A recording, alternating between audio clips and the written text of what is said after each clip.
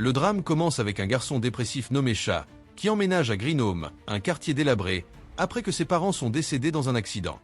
Il monte sur le toit pour mettre fin à ses jours, mais ne peut pas aller jusqu'au bout. Juste à ce moment, une fille qui danse le ballet attire son attention. Elle semblait magnifique sous la lumière du soleil, mais la scène s'interrompt brusquement lorsqu'elle marche sur un chewing-gum. Elle demande à Cha s'il en est responsable et lui dit de ne pas causer de problème et d'aller mourir ailleurs. Le quartier était un mélange hétéroclite de résidents. Vivant au-dessus de Cha, il y avait une fille qui aimait jouer de la basse. Elle travaillait à temps partiel tout en composant de la musique, rêvant de réaliser un jour ses ambitions musicales. Elle rencontre une femme étrange avec une poussette au même étage.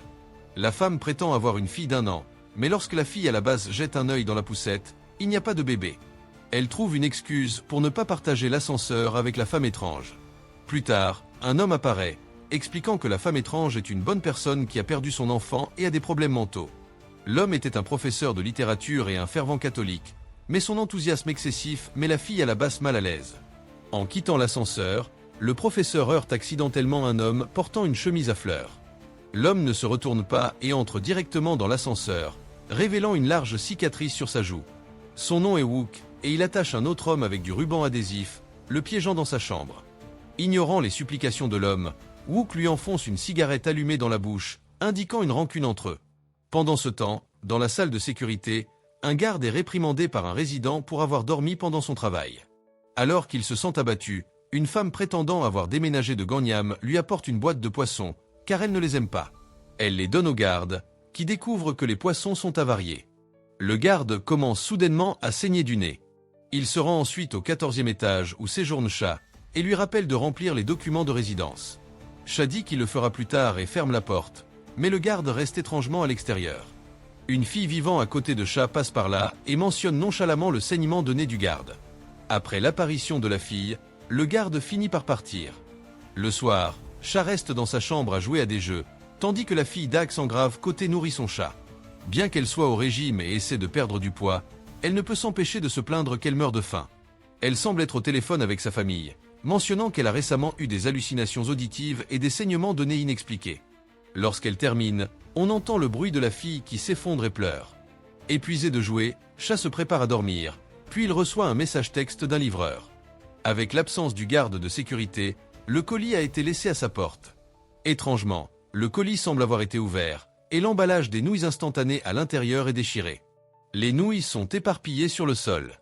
En suivant la piste au sol, Cha arrive à la porte ouverte de la fille d'Axe en grave côté. Soudain, une main ensanglantée sort de l'intérieur de la pièce et attrape le cadavre du chat domestique, dont le corps a été dévoré. Horrifié, Cha se précipite dans sa chambre et se cache sous les couvertures. Bientôt, la sonnette retentit. La fille d'Axe en grave côté parle d'une voix paniquée, le suppliant de l'aider à plusieurs reprises. Cha rassemble son courage pour répondre à l'appel vidéo. La fille, en larmes, lui dit qu'elle vient de rentrer chez elle pour trouver la porte déverrouillée, sa chambre en désordre et son chat manquant, avec du sang partout sur le sol. Elle supplie Cha d'ouvrir la porte et de l'accompagner. Prudent, Cha n'ouvre pas immédiatement la porte, choisissant plutôt d'aider la fille à appeler la police. Mais il n'y a pas de signal cellulaire. Pour écarter l'idée que la fille soit le monstre qui a mangé le chat, Cha veut voir s'il y a du sang sur ses mains. Inopinément, le visage de la fille pâlit, et elle devient frénétique. La seconde suivante, elle hurle à Cha d'ouvrir la porte, paraissant menaçante, avec du sang coulant de son nez. Juste au moment où elle est sur le point de forcer l'entrée, la musique de la fille à la basse à l'étage supérieur la distrait, et elle s'en va. Armée d'un bâton, Cha sort pour enquêter et voit Wook descendre les escaliers. Il lui demande s'il a vu une femme étrange, mais s'évanouit avant d'obtenir une réponse. La fille à la basse est plongée dans sa musique, ignorant ce qui se passe à l'extérieur. En entendant la sonnette, elle pense qu'elle a dérangé les voisins avec sa musique tardive et se dépêche de s'excuser. Mais en levant les yeux, elle voit le visage terrifiant de la fille. En quelques minutes, la fille s'est transformée en une apparence monstrueuse. La fille monstre répète sans cesse qu'elle a faim, et lorsque la fille à la basse refuse d'ouvrir la porte, elle devient désespérée et commence à frapper la porte. La fille à la basse attrape une batte de baseball pour se défendre. Lorsqu'elle retourne à la porte, la fille monstre a disparu, remplacée par l'apparition soudaine de Wook, qui la surprend beaucoup. La fille à la basse raconte à Wook son expérience. Il remarque un grand trou dans la fenêtre en verre au bout du couloir, probablement la voie d'évasion de la fille monstre. Wook donne un coup sur la porte de la fille à la basse, laissant une indentation pour montrer sa force incroyable. Le soir, Lee, le frère de la fille ballerine, se prépare à sortir pour travailler lorsqu'il découvre que l'ascenseur ne fonctionne pas correctement. En même temps, les personnes qui veulent sortir constatent que leurs téléphones n'ont plus de signal. Pour aggraver les choses, toutes les sorties de l'immeuble ont été verrouillées. Il semble que quelqu'un essaie délibérément de piéger tout le monde à l'intérieur. Seo, une ancienne soldate des forces spéciales qui travaille maintenant au département des pompiers, brise violemment la serrure de la porte de la salle de contrôle et entre. Elle prévoit d'utiliser le téléphone fixe à l'intérieur pour appeler à l'aide, mais le téléphone ne fonctionne pas. Le propriétaire du supermarché trouve l'interrupteur dans la salle de contrôle et annonce avec excitation à tout le monde qu'ils pourront bientôt ouvrir la porte coulissante menant à l'extérieur. En entendant la bonne nouvelle, tout le monde se rassemble à la porte. Cependant, lorsque la porte coulissante s'ouvre lentement, il voit un grand monstre debout à l'entrée. Curieux comme des voyeurs, il jette un œil à l'extérieur, et une tante prend même une photo pour la publier sur ses réseaux sociaux. Lorsqu'ils réagissent, il est trop tard. Le monstre ouvre sa bouche ensanglantée, et une langue longue et juteuse s'étend, enroulant un garde de sécurité, peut-être pour un massage gratuit. Mais en un clin d'œil, il est vidé par le monstre. Voyant cela, certains meurent rapidement, tandis que d'autres veulent se cacher, mais sont paralysés par la peur et s'effondrent au sol. Face à la crise, seul Lee avance courageusement pour se battre. Il utilise un extincteur pour repousser le monstre. Il dit au propriétaire du supermarché, confus, de coopérer avec lui.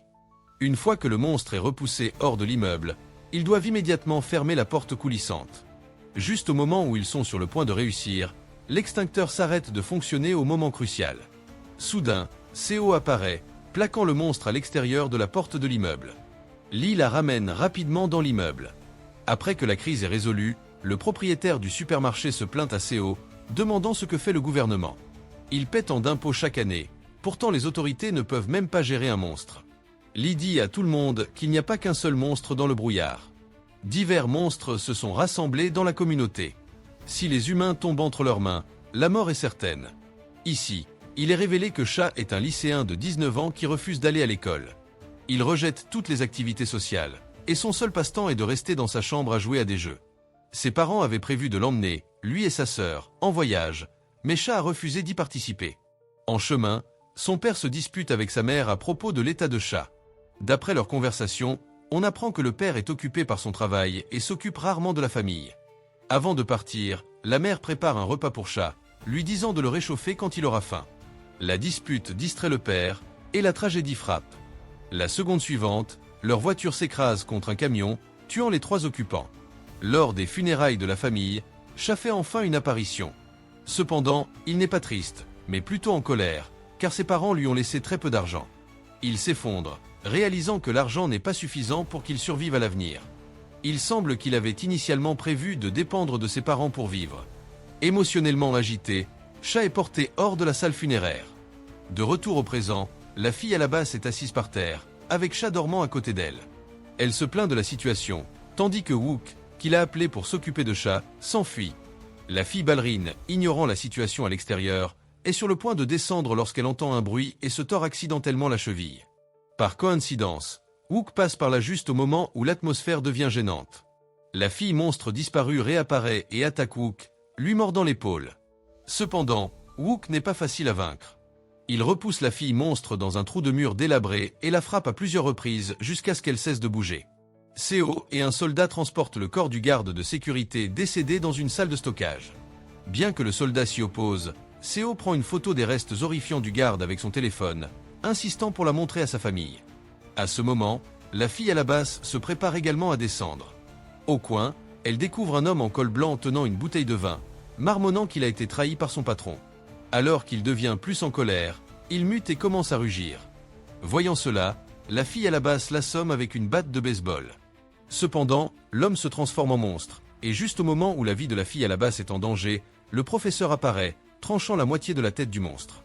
Il pense que le monstre est mort, mais il se réveille de manière inattendue avec la moitié de sa tête. Il semble que les monstres ne puissent pas être tués. À l'entrée du bâtiment, Lee demande à tout le monde de déplacer des objets pour bloquer la porte afin d'empêcher les monstres d'entrer à nouveau. La femme de Gangnam dit que sa fille est encore en chemin et demande à Lee de bloquer la porte plus tard. Considérant la sécurité de tous, Lee rejette sa demande. En même temps, tout le monde reçoit un message texte d'urgence du gouvernement, les avertissant d'isoler toute personne présentant des symptômes tels que des saignements de nez, des évanouissements et de l'agressivité. La peur se répand, et tout le monde hésite à partir, espérant l'arrivée d'une équipe de secours. Un homme aux cheveux bouclés croit que personne ne viendra les sauver. Puisque le garage est également scellé, ils ne peuvent pas échapper au monstre sans voiture. Il pense qu'ils devraient retourner chez eux et exhorte les gens à ouvrir la porte de l'escalier et à monter avec lui. Cependant, le soldat l'arrête, disant que leur priorité est de bloquer l'entrée et d'observer la situation. Le propriétaire du supermarché intervient également pour empêcher l'homme aux cheveux bouclés d'ouvrir la porte, car personne ne sait s'il y a des monstres derrière. Alors qu'ils se disputent dans le chaos, le bruit d'une porte qui s'ouvre se fait soudainement entendre. Tout le monde est effrayé et recule, voyant Wook sortir. Voyant sa blessure infligée par un monstre, il le traite comme une véritable menace. Ainsi, le propriétaire du supermarché utilise un pistolet à impulsion pour tendre une embuscade et électrocuter Wook. 8 heures plus tard, Cha se réveille enfin de son coma. Dehors, par la fenêtre, on dirait une scène d'apocalypse. Soudain, il commence à saigner du nez. Lui et Lee se connectent en ligne presque en même temps et découvrent un post avec des photos d'un blogueur. Le post dit que ce n'est pas une maladie, mais une malédiction sur l'humanité. Avant de se transformer en monstre, les gens éprouvent des saignements de nez inexpliqués et des hallucinations. Le blogueur, qui a été chassé par des monstres, conseille aux gens de mettre fin à leur jour s'ils présentent des symptômes. Mais si vous êtes déterminé à survivre, il y a une chose à garder à l'esprit. Juste à ce moment, la connexion Internet est perdue, les laissant sans voix. Cha se souvient soudain des nouilles instantanées qu'il avait placées près de la porte et se demande si elles sont toujours là. Cependant, il trouve non seulement les nouilles, mais aussi le monstre à demi-tête qui avait eu la tête tranchée plus tôt. Heureusement, le monstre ne peut rien voir.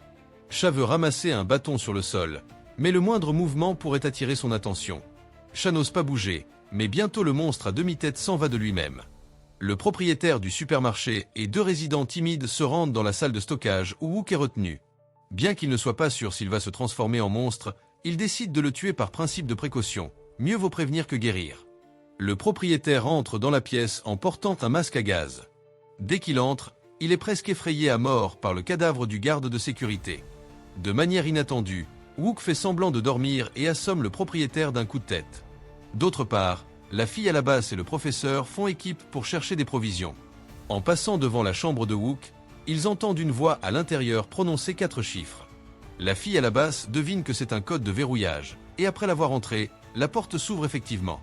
L'homme attaché avec du ruban adhésif, qui s'est maintenant déplacé vers la porte, est sauvé par les deux. Il s'avère que l'homme est un photographe, le véritable résident de cette pièce, prétendant avoir été victime d'une invasion de domicile par Wook. Le professeur se souvient du ruban adhésif vert qu'il a vu lorsqu'il a rencontré Wook pour la première fois et du même ruban qui sortait de son sac. Le photographe demande au duo ce qui se passe à l'extérieur, car il entendait toujours des bruits depuis sa chambre. La fille à la basse dit qu'il est difficile d'expliquer en quelques mots, mais qu'il le découvrira bientôt.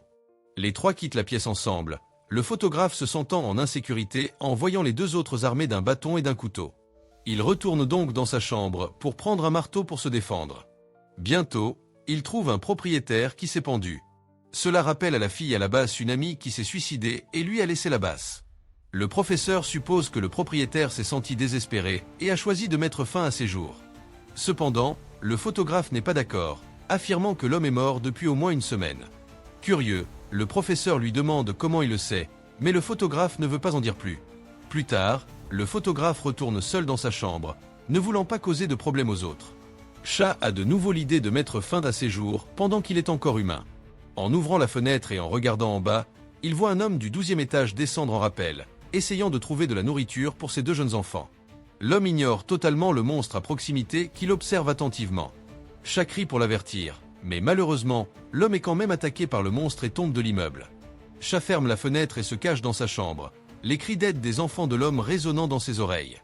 Cha veut aider et décide de jeter un œil en bas. En même temps, le monstre le remarque également et l'enveloppe fermement, comme un python capturant sa proie. Juste au moment où Cha pense qu'il va être emporté, la tête du monstre est soudainement tranchée. La personne qui l'a sauvé est un homme vivant au même étage que Cha, qui vient d'utiliser un canon artisanal pour repousser le monstre. Cha veut parler, mais l'homme l'arrête, car faire du bruit attirait les monstres. Il communique en écrivant sur du papier, et l'homme rappelle à Cha de ne pas parler, tout en lui disant que ces créatures ne meurent pas. Cha regarde en bas et voit que, bien que le monstre ait perdu sa tête, son corps restant peut encore se déplacer librement. L'homme demande à Cha s'il veut sauver ses enfants, et Cha décide d'être un héros. Suivant les conseils de l'homme, il met des écouteurs et garde son téléphone connecté à un appel, de sorte que tout monstre approchant ferait du bruit comme avertissement. Chat arrive avec succès dans la chambre de l'homme. Il s'avère que l'homme est un vétéran, compétent pour assembler diverses armes, mais il est handicapé des deux jambes et ne peut se déplacer qu'en fauteuil roulant, ce qui signifie que Chat devra sauver les enfants lui-même. Le vétéran modifie le bâton que Chat a apporté en une matraque électrique avec une lame, mais ce n'est pas suffisant pour tuer les monstres et ne peut être utilisé que pour l'autodéfense. Chat pense au canon artisanal du vétéran, mais celui-ci dit qu'il ne peut pas le prêter, car il n'a que 3 munitions. De plus, le vétéran veut garder la dernière munition pour mettre fin à sa vie lui-même lorsque son heure viendra. N'ayant pas d'autre choix, Chat prend la matraque électrique et part. À ce moment, le monstre à demi-tête erre encore dans l'immeuble. Pour l'éviter, Chat se cache dans un ascenseur cassé. Cependant, bientôt, l'immeuble perd l'électricité, et Chat profite de l'occasion pour électrocuter le monstre avant de s'enfuir rapidement. Il suit le bruit, mais ne peut pas localiser Chat précisément. Ses tentacules semblables à un GPS sont toujours mortels. Chat tire parti de l'ouïe fine du monstre et jette délibérément 2 balles rebondissantes, créant un bruit constant qui le désoriente. Il lance ensuite une attaque surprise par derrière, donnant un choc électrique au monstre. À la fin, le monstre à demi-tête s'effondre au sol, incapable de se relever pendant un moment. Lee veut que Seo aille dans la salle de contrôle à sa place, tandis qu'il va dans la salle de distribution d'énergie pour vérifier l'électricité. Il soupçonne qu'il s'agit simplement d'une panne de courant dans l'immeuble, car il y a encore des lumières à l'extérieur. Seo insiste pour aller elle-même dans la salle de distribution. Avant de partir, elle prend des provisions dans le supermarché, au grand désarroi du propriétaire. Lee lui donne un talkie-walkie et lui demande d'être prudente. Seo se prépare à entrer dans la salle de distribution d'énergie, mais une femme avec un chien l'avertit de ne pas y aller. Son chien est agité, comme s'il y avait quelque chose à l'intérieur. Cependant, Seo entre courageusement dans la pièce quand même. Pendant ce temps, Chat localise enfin les 2 enfants et est sur le point de les aider à s'échapper lorsqu'ils commencent à saigner du nez. Inquiet de perdre le contrôle et de blesser les enfants, il leur dit de partir rapidement. Chat se retrouve alors piégé dans une lutte avec son moi sombre, alors que des images de brimade à l'école défilent dans son esprit. Son côté sombre se moque de lui, disant qu'il n'est qu'un faible pathétique essayant de jouer les durs devant les autres. Frustré, Chat est progressivement englouti par sa persona sombre. Juste au moment où Chat lutte avec ses démons intérieurs, un monstre apparaît dans l'immeuble pour montrer ses muscles. Il défonce la porte, et les débris tombent sur Chat. Les 2 enfants essaient de le sortir, mais ils sont trop faibles. Alors que le monstre musclé est sur le point d'attraper les enfants, Chat utilise son dernier brin de rationalité pour s'accrocher à la jambe du monstre, disant aux enfants de courir jusqu'à la chambre 1408 et de trouver le vétéran paraplégique. Les enfants échappent au danger, mais Chat est laissé à être battu par le monstre. Heureusement, le professeur et la fille à la basse, qui ont entendu le tumulte, arrivent à temps pour blesser le monstre et sauver Chat. Les 2 enfants grimpent rapidement au 14e étage. Le frère, qui n'a jamais vu une scène aussi terrifiante, est si effrayé qu'il mouille son pantalon. À cet étage, il rencontre le monstre à demi-tête, et la sœur couvre rapidement la bouche de son frère, restant immobile. À leur grand désarroi, le monstre musclé grimpe également au 14e étage. De manière inattendue, le monstre à demi-tête entend les mouvements et l'attaque avec ses tentacules, pensant qu'il s'agit d'une proie. Profitant du combat entre les 2 monstres, les frères et sœurs grimpent rapidement au 15e étage. Le monstre musclé bat le monstre à demi-tête et finit par le jeter par la fenêtre. Les frères et sœurs frappent à plusieurs portes au 15e étage, mais personne n'est là. Juste au moment où le monstre musclé s'approche, la femme étrange poussant une poussette apparaît, bloquant le chemin du monstre. Elle supplie le monstre de ne pas faire de mal aux enfants, mais elle est repoussée. Dans un état second, elle voit son enfant décédé et se souvient de l'accident qui a pris la vie de sa fille. La femme dit au monstre musclé qu'elle a toujours su que son enfant était parti, mais le monstre s'en moque et la bête brutalement. À ce moment, Chat et le professeur trouvent enfin leur chemin vers les enfants. Chat dit aux enfants de courir rapidement. De manière inattendue, la femme a également muté. Elle saute sur les épaules du monstre musclé, s'accrochant pour l'empêcher de faire du mal aux enfants. Même en tant que monstre, la femme brille encore d'amour maternel. Le professeur tranche le monstre musclé avec un couteau, le faisant jeter la femme au sol. Le monstre fait face au professeur, qui l'attire pas à pas vers la fenêtre, le faisant sauter à travers le verre et tomber de l'immeuble. La fille à la basse s'approche de la femme mutée. En regardant son apparence monstrueuse, elle veut lever sa batte de baseball, mais la femme commence à demander où sont les enfants. Après un court moment, la femme redevient normale. Chat emmène les enfants dans la chambre 1408, et la fille à la basse amène également la femme dans la même pièce.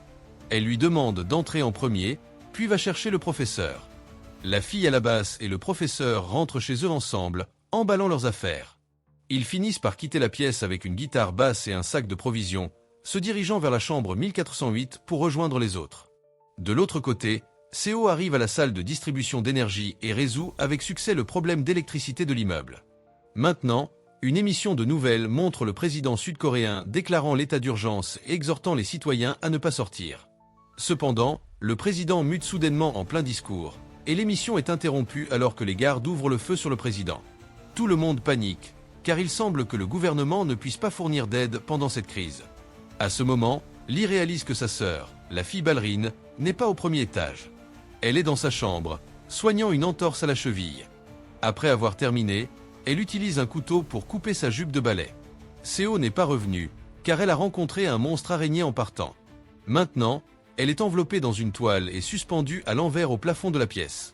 Tout le monde veut aller dans le supermarché pour prendre de la nourriture, mais le propriétaire du supermarché verrouille la porte de l'intérieur, disant qu'il ne dirige pas une œuvre de charité et qu'ils doivent payer pour la nourriture. Juste au moment où tout le monde se sent impuissant, le photographe apparaît avec une boîte de nourriture et commence à la distribuer à tout le monde. La femme au chien remarque des taches de sang sur la boîte, et son chien devient agité, alors elle n'ose pas prendre de nourriture du photographe. Lee utilise le système de diffusion communautaire pour dire à tous les survivants d'apporter de la nourriture, des médicaments et des armes au premier étage pour plus de sécurité. La femme de Gangnam profite de l'annonce de Lee pour ouvrir secrètement la porte. Sa fille a déjà couru jusqu'à l'entrée de l'immeuble, mais tout le monde retient encore la femme de Gangnam, l'empêchant de prendre des risques. Juste à ce moment, le soldat se précipite pour sauver la fille, seulement pour être tué par le monstre à longue langue, qui tue également la fille avec ses tentacules. La scène horrifiante terrifie tout le monde, qui ne peut qu'observer impuissant alors que le monstre à longue langue se nourrit du corps de la fille. Tout le monde a peur, mais Lee essaie de bloquer la porte. La seconde suivante, le tentacule du monstre perce l'armoire en fer, manquant de peu Lee. La femme de Gangnam blâme Lee pour la mort de sa fille, pensant que si elle avait été autorisée à y aller plus tôt, sa fille serait encore en vie. Puisque se cacher dans la pièce n'est pas une solution à long terme, l'enseignante et la fille au béret planifient de descendre au premier étage pour vérifier la situation et ramener les autres si c'est sûr. Cha s'avance, prêt à les rejoindre. Le vétéran, inquiet pour leur sécurité, insiste pour qu'ils prennent ses armes artisanales pour se protéger. Au premier étage, tout le monde renforce la porte d'entrée. La femme au chien et l'épouse du propriétaire du supermarché discutent de la perte de la femme de Gangnam, la trouvant pitoyable. La femme au chien mentionne aussi Seo de manière désinvolte. Il s'avère que son fiancé vivait également dans cet immeuble. Il devait se marier bientôt, mais pour une raison inconnue, son fiancé est soudainement décédé avant le mariage. La créature araignée voulait dévorer Seo, mais elle a réussi à enlever son manteau et à se cacher rapidement dans un conduit de ventilation. La créature l'a poursuivi sans relâche dans le conduit, mais Seo s'est appuyée sur sa force physique étonnante pour échapper au danger à plusieurs reprises. Alors qu'elle se préparait à sauter hors du conduit, la créature araignée a craché une toile, l'enroulant étroitement autour de son cou plutôt que de son corps séduisant. Elle oscillait comme un pendule, et dans sa panique, elle a désespérément donné un coup de pied dans une vitre, la brisant. Elle a attrapé un morceau de verre brisé et a réussi à couper la toile, se libérant. À ce moment, son téléphone, tombé au sol, s'est soudainement mis à sonner. Seo ne pouvait pas répondre à l'appel entrant à cause d'une grille métallique. L'écran indiquait que c'était son fiancé décédé qui appelait. Puisqu'il n'y avait pas de signal dans l'appartement, cela suggère peut-être qu'elle hallucinait. Épuisé, Seo est retourné à l'appartement cette nuit-là et a frappé Lee dans l'estomac en le voyant. Il s'est avéré qu'avant la mission, ils avaient eu une conversation dans la salle de gestion. Pendant ce temps, Lee avait découvert un monstre dans la salle de distribution électrique via le système de surveillance, mais ne lui avait pas dit la vérité. Le lendemain matin, des sirènes d'alarme ont retenti dans toute la ville, et les nouvelles ont rapporté que le pays était entré en état d'urgence, avec l'armée supervisant la sécurité dans les zones touchées. L'armée avait confirmé qu'une majorité non précisée de citoyens s'était transformée en créatures non identifiées, la cause exacte restant inconnue. Les voies respiratoires et le contact sanguin n'étaient pas des voies d'infection, mais toute personne présentant des hallucinations, entendant des voix, une baisse de température corporelle, des saignements de nez ou des évanouissements seraient isolés. Les créatures non identifiées avaient une puissante capacité de récupération et de régénération. Elles devaient donc être éliminées avant d'évoluer complètement. L'armée a déclaré qu'elle était capable de gérer la situation actuelle et a exhorté le public à faire confiance au gouvernement. Cependant, un hélicoptère écrasé dans la ville suggérait que les paroles de l'armée visaient simplement à calmer les émotions du public. Alors que Cha et deux autres descendaient, ils ont découvert le corps d'un homme, encore chaud, indiquant qu'il était mort récemment. La fille au béret a trouvé un sac de snack dans la poche de l'homme et l'a donné à Cha. Après que l'enseignante a fini de prier pour le défunt, Cha a soudainement été attaqué par une créature non identifiée. Il est tombé des escaliers et a atterri à côté de la fille ballerine. Voyant Cha gisant dans une mare de sang, la fille ballerine a crié d'horreur. À ce moment, la conscience de Cha était floue, et il a rêvé qu'il assistait aux funérailles de sa famille. Il s'est agenouillé sur le sol, pleurant et suppliant sa famille de ne pas l'abandonner. Puis, ses proches et amis sont apparus derrière lui, le voyant comme un monstre et le traînant de force. Cha s'est réveillé du rêve et a appris de Lee qu'il était tombé du 9e étage et avait complètement récupéré en seulement 3 heures, ce qui impliquait que tout le monde savait qu'il était infecté. Concernant la question de garder Cha dans l'appartement, Lee a convoqué une réunion d'urgence de tous les survivants cette nuit-là. Ils ont décidé de tenir un vote anonyme.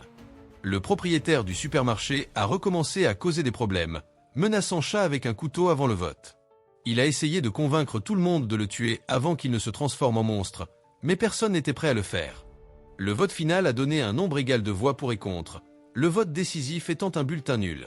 Le propriétaire du supermarché n'a pas accepté le résultat et a refusé de laisser un monstre rester dans l'appartement. Mais l'instant d'après, il a commencé à saigner abondamment du nez, indiquant qu'il était également infecté. Le propriétaire s'est finalement calmé, couvrant son nez et insistant sur le fait qu'il était juste fatigué, ce qui expliquait son saignement de nez. Alors qu'il essayait de partir, Cha l'a arrêté et a dit qu'il avait aussi le droit de voter. En fin de compte, il a voté en faveur. À ce moment, le propriétaire atteint de saignements de nez s'est évanoui. Plus tard, les gens chuchotaient dans leur dos, débattant de l'opportunité d'expulser les deux de l'appartement, puisque c'était le désir qui transformait les gens en monstres. Le propriétaire du supermarché devait être devenu infecté à cause de son avidité et de son égoïsme. Lorsqu'il s'est réveillé, il a demandé conseil à Cha, voulant savoir comment il avait réussi à ne pas devenir un monstre jusqu'à présent. Cha lui a simplement dit de se ressaisir. Seo a appris de la femme au chien que le soldat était mort en essayant de sauver des gens, ce qui l'a bouleversé, car il était l'un des rares bonnes personnes avec des compétences de combat dans la communauté. L'épouse du propriétaire du supermarché a donné à Seo une boîte de conserve pour l'aider à reprendre des forces après n'avoir rien mangé pendant un jour, mais elle ne pouvait pas la manger, semblant enceinte. La femme de Gangnam regardait la photo de sa fille sur son téléphone, plongée dans la douleur. La fille au béret est venue la réconforter et lui a donné un sac de chocolat avant de partir, disant que ce n'est qu'en étant rassasiée qu'elle aurait la force de pleurer ses proches. Dans la salle de bain, la fille au béret regardait une batte de baseball et pensait au garçon qui lui avait offert la guitare basse. Il lui avait appris à jouer au baseball sur le terrain, et leur relation ressemblait beaucoup à celle d'un jeune couple. Le gars des photos marmonnait qu'il était encore en vie, son visage affichant un sourire joyeux. On ne savait pas pour qui il était heureux, mais ensuite, Wook est apparu et a commencé à le frapper sans dire un mot. Le gars des photos a roulé et rampé, mais il a réussi à riposter brièvement avant de s'enfuir à une vitesse fulgurante. Lorsqu'il a rencontré d'autres survivants, il a menti, prétendant qu'il avait été infecté. Il a essuyé le sang de son nez, causé par les coups de Wook, et a demandé à tout le monde de l'enfermer en isolement. Avant d'entrer dans la pièce d'isolement, l'enseignante lui a demandé s'il y avait une autre raison à ses actions. Le gars des photos n'a pas répondu. Wook a également trouvé l'endroit et a essayé de traîner le gars des photos dehors, mais il a été arrêté par l'enseignante. En fin de compte, le gars des photos les a regardés tous les deux et a fermé lui-même la porte de la pièce d'isolement. Le deuxième matin, Cha s'est réveillé et a trouvé le gars des photos à côté de lui, ce qui l'a surpris. Il semblait que le gars des photos essayait délibérément de se rapprocher de Cha. Il était curieux de savoir ce que ça faisait d'être infecté, si cela le rendrait puissant. Il voulait savoir comment devenir comme Cha, qui avait échappé de justesse à la mort. L'épouse du propriétaire du supermarché a secrètement donné à Seo un test de grossesse, la persuadant de le faire pour avoir l'esprit tranquille. Dans la pièce 1408, la femme étrange coupait des légumes lorsqu'elle a soudainement senti que quelque chose n'allait pas et a commencé à se transformer. Inquiète de blesser les deux enfants, elle s'est rapidement cachée dans la salle de bain. 1 heure est passée, et elle n'était toujours pas sortie. La petite fille est allée prévenir le vétéran, qui était occupé avec son arme et n'avait pas remarqué l'anomalie de la femme étrange. Il a ouvert la porte de la salle de bain et a découvert que la femme étrange avait commencé à évoluer en une créature géante semblable à un utérus, nourrissant une nouvelle vie à l'intérieur et incapable d'attaquer les humains. En ce moment, Lee découvre les armes dans les mains de l'enseignante et des autres, apprenant qu'il y avait un maître des armes dans l'appartement. Lee a appelé Cha. Lee appelle Cha pour qu'il sorte de la salle d'isolement, ce qui agace le propriétaire du supermarché. Il avertit Cha que Lee va l'utiliser. Lee dit franchement à Cha qu'il peut l'aider à partir, mais seulement s'il accepte les tâches dangereuses que Lee lui confie. Lee veut qu'il fasse descendre le vétéran du 14e étage au rez-de-chaussée. Le vétéran avait prévu de tuer la femme étrange avant qu'elle ne mute complètement. Cette femme avait auparavant confessé qu'elle était infectée et lui avait demandé de la tuer si elle se transformait. Mais il a refusé et n'a pas pu se résoudre à faire du mal à la créature gigantesque semblable à un utérus, fermant silencieusement la porte. Plus tôt, lorsque Wook a eu un conflit avec le type aux photos, il lui a volé une clé, malgré les conseils contraires. Wook a insisté pour ouvrir la porte scellée de l'escalier afin de monter, ce qui semblait lié à la clé qu'il tenait. Lee dit à Cha que la cible principale est le vétéran, et que les deux enfants sont secondaires. Ils peuvent abandonner les enfants si nécessaire. Ko est très en colère après avoir appris que Lee utilise Cha.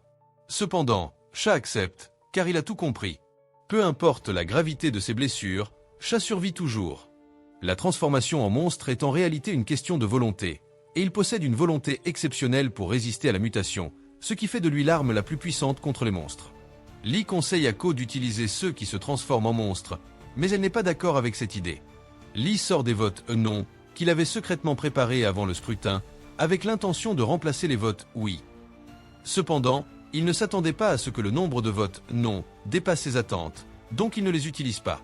Il dit que personne d'autre n'a de raison de laisser Cha rester dans l'appartement. Tout le monde agit ainsi, non par conscience, mais par peur. Ils craignent d'être un jour infectés eux-mêmes. Donc garder Cha est en réalité une façon de se ménager une issue. Lee montre ensuite à Seo un article sur l'infection écrit par un blogueur. Par coïncidence, Ko avait vu cet article sur la tablette de son fiancé auparavant, suggérant qu'il pourrait y avoir un lien entre son fiancé et le blogueur. Pendant ce temps, Cha commence à se transformer à mi-chemin. Il ouvre la porte de l'escalier, avec l'intention de tuer les monstres. Heureusement, Wook apparaît juste à temps pour ramener Cha à la raison. Cependant, dès que l'homme se retourne, il est capturé par un monstre au bras long. Ce monstre se déplace à une vitesse incroyablement rapide. À ce moment-là, une fille masquée, armée d'un arc et de flèches, tire dans la main du monstre, le faisant fuir. Heureusement, Wook est toujours en vie, mais la pièce derrière lui est remplie de cadavres. Il semble que le monstre ait amené des gens ici pour ensuite drainer leur énergie vitale.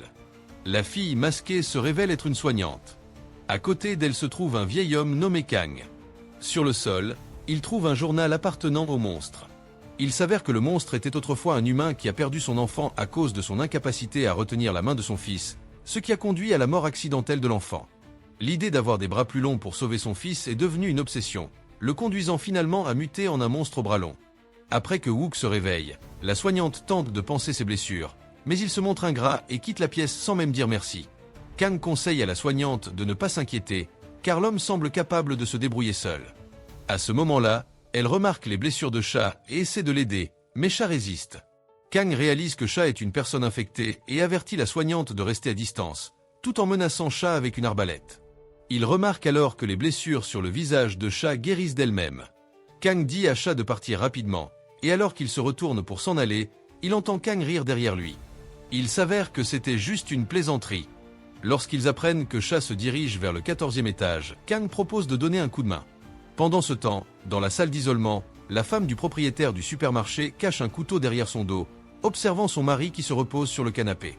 Le propriétaire du supermarché est non seulement égoïste, mais il maltraite aussi fréquemment sa femme.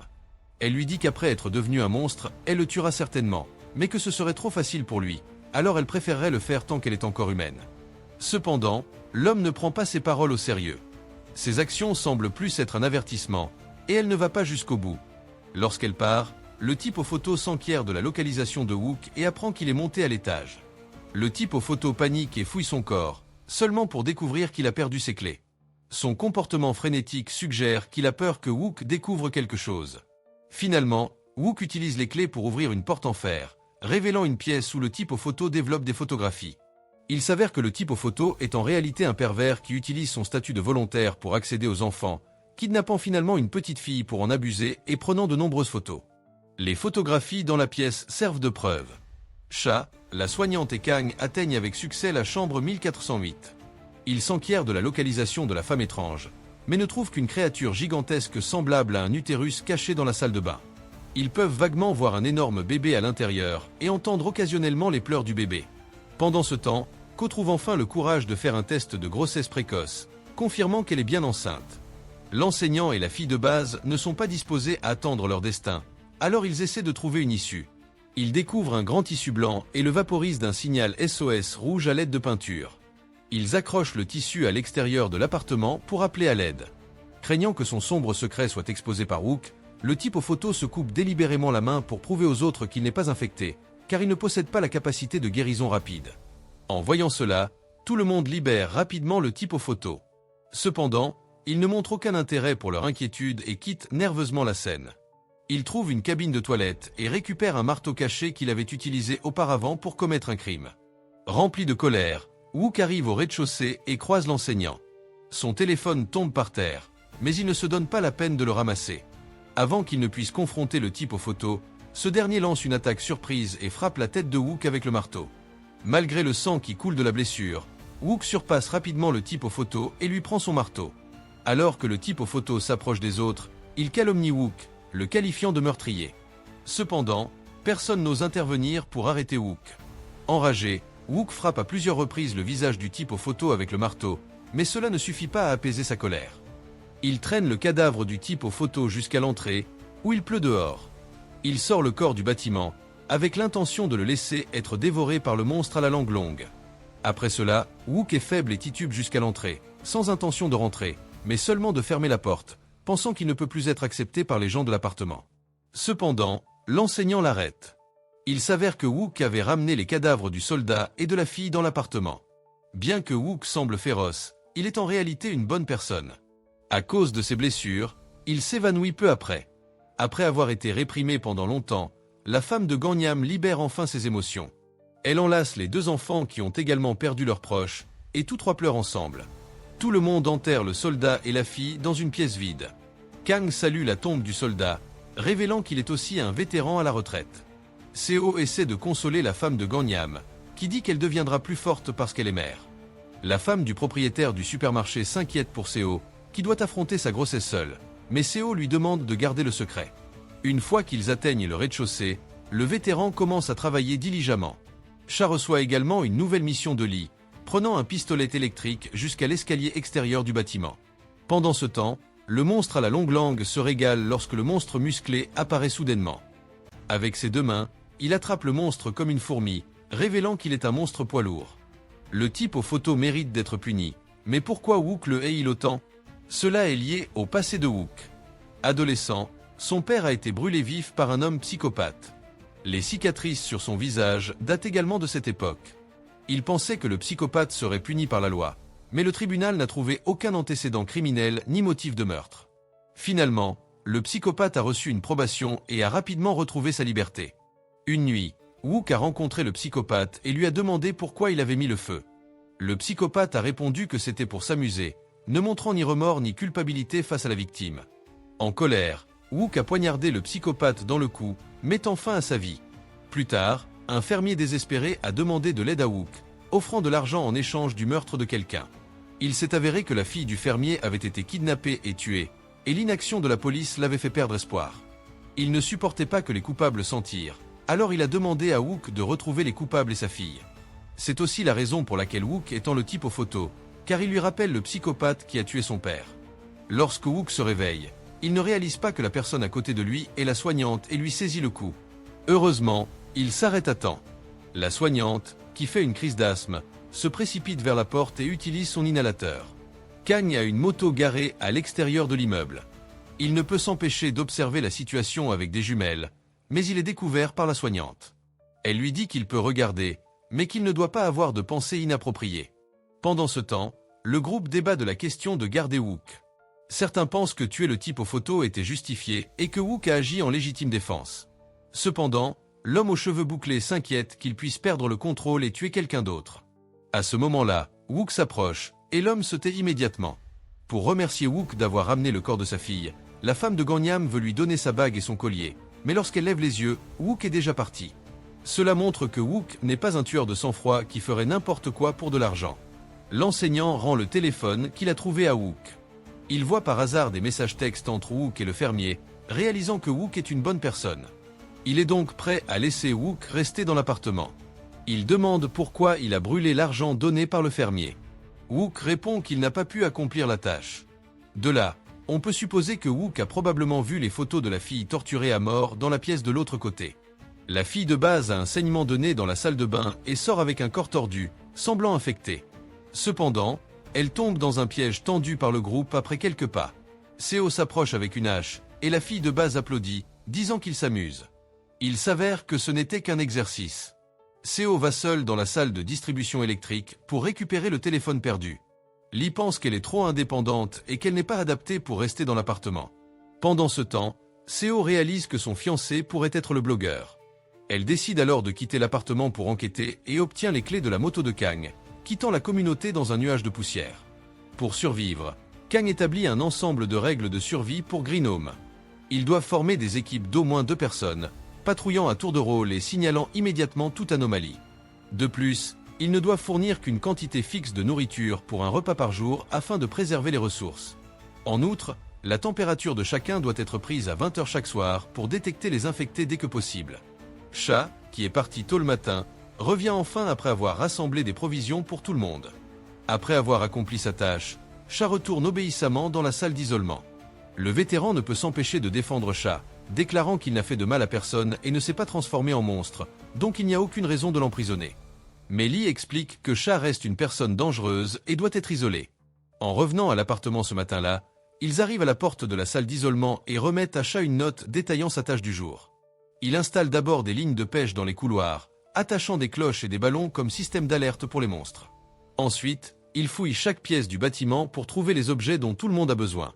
Cha risque sa vie pour aider tout le monde, mais les choses qu'il demande sont de la crème solaire, de la nourriture pour chiens et des serviettes hygiéniques. Il rencontre bientôt un monstre rapide comme l'éclair au rez-de-chaussée. Les gens dans le supermarché organisent les provisions et s'inquiètent que Cha ne revienne pas. La femme avec le chien craint qu'il ne soit en danger, mais l'homme aux cheveux bouclés dit que ça n'a pas d'importance s'il est gravement blessé, car il récupérera après une bonne nuit de sommeil. À ce moment-là, une résidente en patrouille siffle et un monstre poilu s'approche. Bien que son visage ne soit pas visible, la femme du supermarché reconnaît son mari, qui était chauve et portait toujours une perruque. Cela pourrait expliquer pourquoi il s'est transformé en un monstre poilu à cause de son obsession. Elle s'approche de son mari avec un bâton, avec l'intention de s'occuper de lui personnellement. Après un seul coup, son mari retrouve sa raison. Elle lui demande s'il a des dernières paroles, et il lui demande seulement de mettre fin à ses jours devant tout le monde. Elle bat son mari à mort. Ensuite, elle sombre dans un immense chagrin, car avant de mourir, son mari lui a dit « désolé ». Elle attendait ses excuses depuis 30 ans, mais il n'y a plus de retour en arrière possible. Cha retourne à l'appartement et voit le propriétaire du supermarché mort. Sa persona sombre refait surface, lui disant que ce sera son avenir. Heureusement, Cha réprime le pouvoir maléfique en lui, laisse les provisions qu'il a trouvées et part seul. Seo se rend à l'hôpital où son fiancé travaillait avant sa mort. Il est montré qu'un incendie s'est déclaré, causant la mort de son fiancé, mais son corps n'a jamais été retrouvé. Malgré les objections de son supérieur, Seo a soumis sa lettre de démission et s'est rendu sur les lieux de l'incendie pour chercher le corps de son fiancé. De retour au présent, Seo trouve avec succès la tablette de son fiancé dans un tiroir et découvre un article écrit par ledit blogueur dans les notes. Il est maintenant clair que son fiancé est le blogueur lui-même, qui a découvert les mutations tôt et s'est porté volontaire comme sujet de test. Auparavant, Lee et Cha n'avaient vu que la moitié de l'article sur le blog, mais Seo voit le reste sur la tablette. Grâce à l'auto-expérimentation, le fiancé a découvert que s'il pouvait survivre pendant 15 jours, il deviendrait stable et se transformerait en un infecté spécial. Seo est absorbée par sa lecture lorsqu'elle se retrouve soudainement face à plusieurs armes pointées sur elle. Il s'avère que l'armée est arrivée et ils emmènent Seo. Pour économiser l'électricité, l'alimentation dans l'appartement est coupée, ce qui provoque la panique générale, car tous craignent de ne pas tenir beaucoup plus longtemps. Non seulement l'électricité manque, mais l'eau et la nourriture s'épuisent également. Alors que tout le monde est abattu, la fille ballerine encourage chacun à ne pas être pessimiste. Dans la salle d'isolement, Cha lutte à nouveau contre son côté sombre dans son sommeil. Son côté obscur tente de l'attirer vers le désir, ce qui le conduirait inévitablement à muter en monstre. Cependant, il parvient à le vaincre à nouveau grâce à sa volonté. Lorsqu'il se réveille, la fille ballerine est assise à côté de lui et remarque les blessures qu'il s'est infligées sur les mains. Elle lui dit de ne pas se laisser facilement manipuler par les autres, qu'il doit se montrer dur pour qu'on ne l'intimide pas. Elle lui laisse ensuite un paquet de pansements, lui disant de les appliquer là où c'est nécessaire. Cha ne comprend pas ce qu'elle veut dire, car ses capacités régénératives ne nécessitent pas ce genre de choses. La fille ballerine ne veut pas que les autres prennent l'aide de Cha pour acquise et cherche à faire comprendre aux autres que Cha souffre à cause d'eux, et bien qu'il ne meure pas, cela reste extrêmement douloureux. Elle demande alors à Lee et à la fille bassiste de ne pas donner d'ordre à Cha. La fille bassiste rétorque accusant la fille ballerine de ne rien faire d'autre que dire des bêtises. Une dispute s'ensuit, et Lee gifle sa sœur. Lee trouve Cha et lui dit que l'appartement devient inhabitable. Ils doivent trouver une nouvelle issue avant qu'ils ne puissent plus résister à la mutation. Cha se rend seul dans le parking souterrain, mais il est attaqué par un monstre araignée. D'autre part, Seo est capturée et suspendue par l'armée. Elle apprend d'eux que son fiancé était impliqué dans les expériences de l'armée. Seo n'avait pas trouvé le corps de son fiancé à l'époque, et bien qu'il ait choisi de mettre fin à ses jours, il s'était très probablement transformé en monstre. L'armée prévoyait initialement de faire taire Seo en la tuant, car elle en savait trop, mais Seo leur dit qu'elle connaît quelqu'un capable de résister à la mutation. C'est ce que l'armée recherche. Seo accepte d'aider l'armée à trouver Cha en échange de sa vie et de celle de l'enfant qu'elle porte. Après avoir été attaqué, Cha se retrouve dans une situation similaire à celle de Seo, avec son corps enveloppé de soie d'araignée et suspendu à l'envers, recouvert d'une pile de slim verts. Pendant ce temps, Lee, Wook et d'autres forment une équipe de secours et arrivent dans le parking pour sauver Cha. Le slim vert détecte leur présence et quitte le corps de Cha. Il découvre que le monstre rapide comme l'éclair est également là, mais il semble dormir. Pour éviter de le réveiller, il décide de contourner. Cependant, après avoir piégé Cha, le monstre araignée infiltre le bâtiment pour chasser sa prochaine cible, la sœur parmi les frères et sœurs. Au moment critique, le vétéran apparaît avec un canon artisanal. Cependant, en raison de sa mobilité limitée, il se retrouve en danger, et la sœur est capturée par le monstre araignée. Dans le parking, le groupe parvient à sauver un Cha inconscient et se prépare à partir lorsque la fille bassiste ressent soudain une douleur à l'estomac. Les armes tombent au sol, provoquant un vacarme qui réveille le monstre rapide comme l'éclair. Lee tire dans l'un des yeux du monstre, mais il est projeté comme un jouet. Tout le monde est en grave danger. Lee utilise une alarme de voiture pour attirer l'attention du monstre, après que Lee a distrait le monstre rapide comme l'éclair dans l'épisode précédent avec une alarme de voiture pour gagner un peu de temps et permettre au groupe de s'échapper. Cependant, le monstre les poursuit toujours. Alors qu'ils sont sur le point de périr, Lee conduit une camionnette pour renverser le monstre, permettant à tout le monde d'entrer rapidement dans le véhicule. La voiture fonce à travers le chaos, cherchant une sortie, tout en rencontrant d'autres monstres mutants qui se cachaient dans le parking.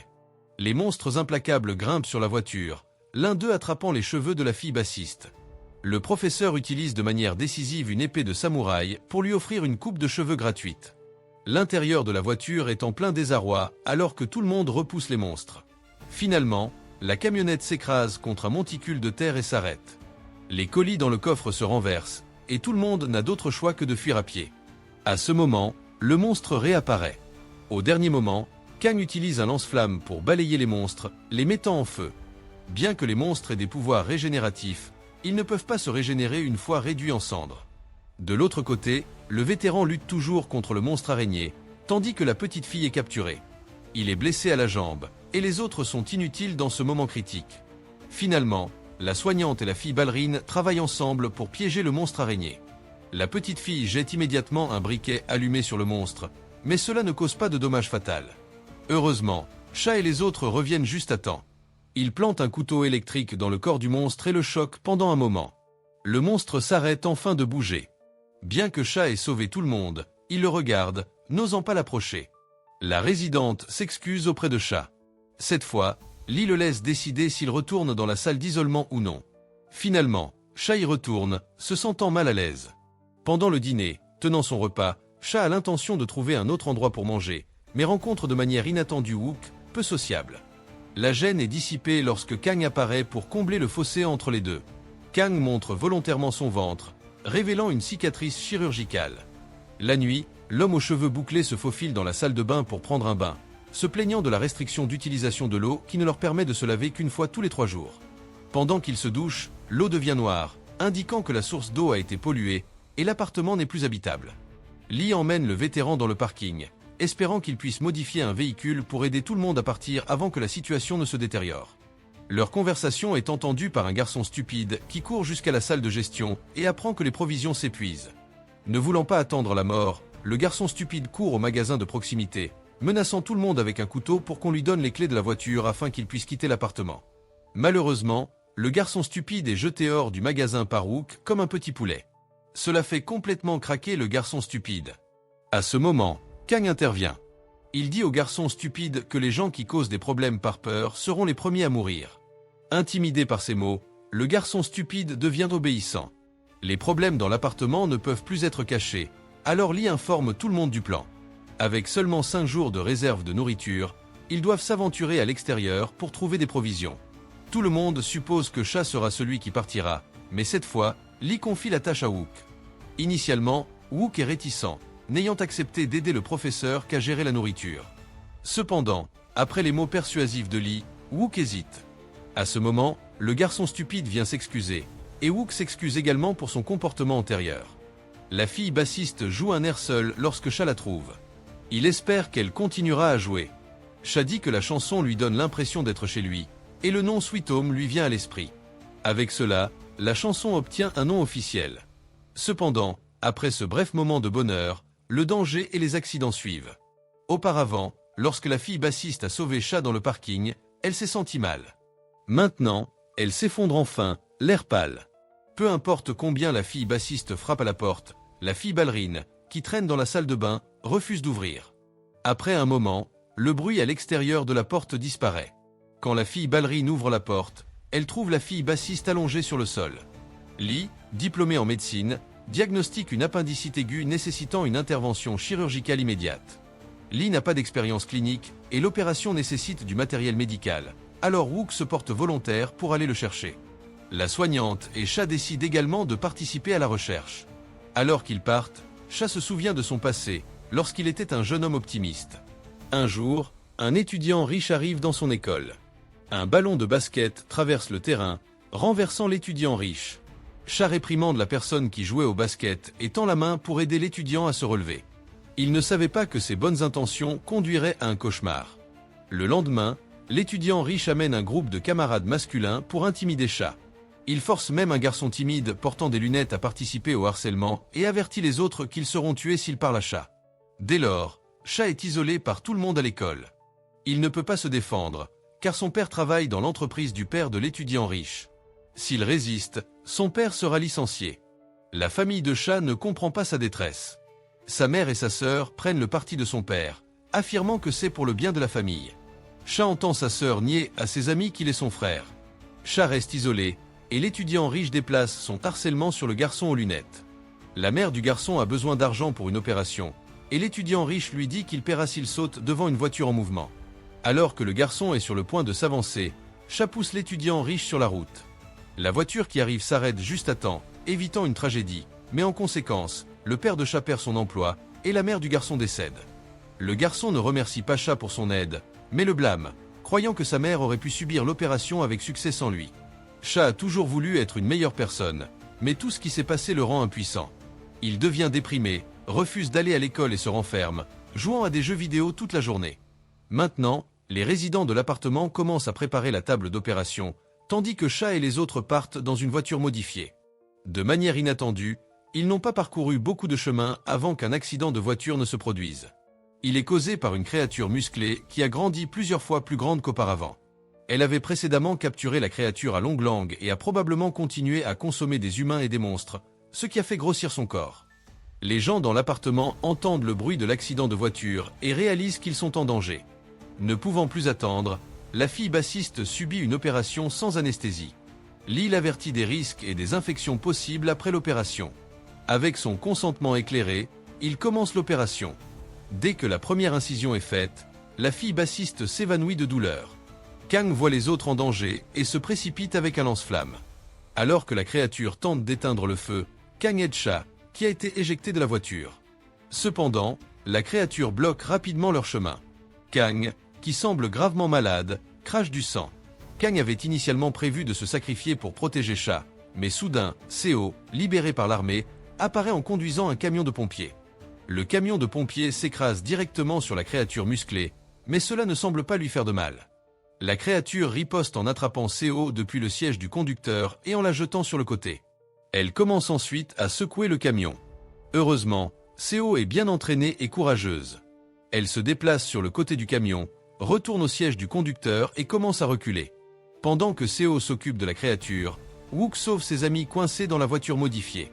Peu après, la voiture explose et prend feu. Sous l'impact du camion de pompiers, la créature tombe dans les ruines. Seo saisit l'opportunité et fait tomber un panneau d'affichage en feu, tuant avec succès la créature. Bien que tout le monde soit blessé dans cet incident, il n'y a pas de blessure mortelle. Lorsqu'il retourne à l'appartement, Lee a déjà terminé l'opération.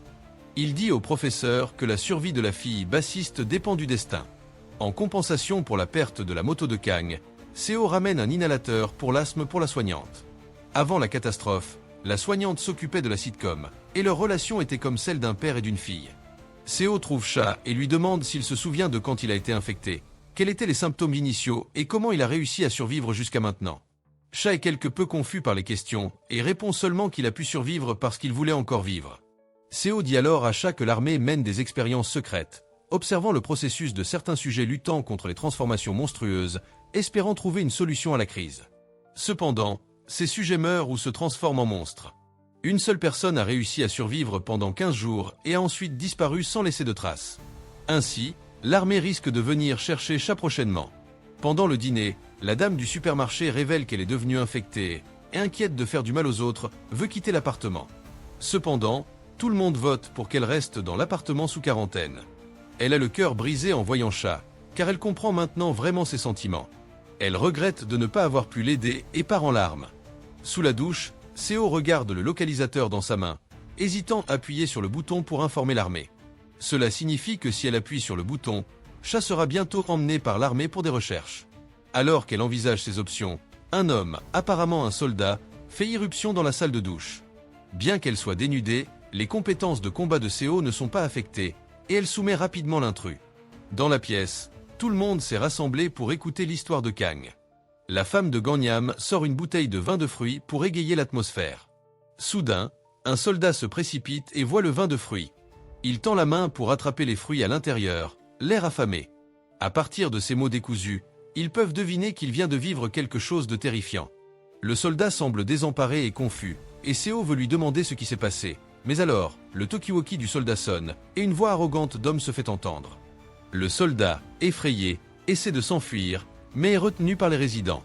Voyant le soldat paniqué, Seo détruit rapidement le talkie-walkie et fait retirer à tout le monde le panneau SOS à l'extérieur de l'appartement. Si les gens dehors découvraient qu'il y avait des survivants dans l'appartement, il y aurait un bain de sang. Seo se rend dans la salle d'isolement pour rendre visite à la dame du supermarché, lui disant qu'elle doit juste tenir 15 jours de plus et qu'elle ira bien. Mais à ce moment, la dame montre des symptômes et commence à avoir un saignement de nez. Le garde de sécurité mutant, qui avait été provoqué par l'odeur de poisson pourri, apparaît soudainement. Il prend l'ascenseur jusqu'au premier étage, et ses actions sont observées par Cha et les autres. Ils doivent atteindre le premier étage avant le garde de sécurité. Wook est piégé par un monstre en descendant les escaliers, laissant Cha comme leur seul espoir. Pour arriver le plus vite possible, il saute, mais se casse la jambe dans le processus. Incapable de récupérer complètement, il ne peut que ramper.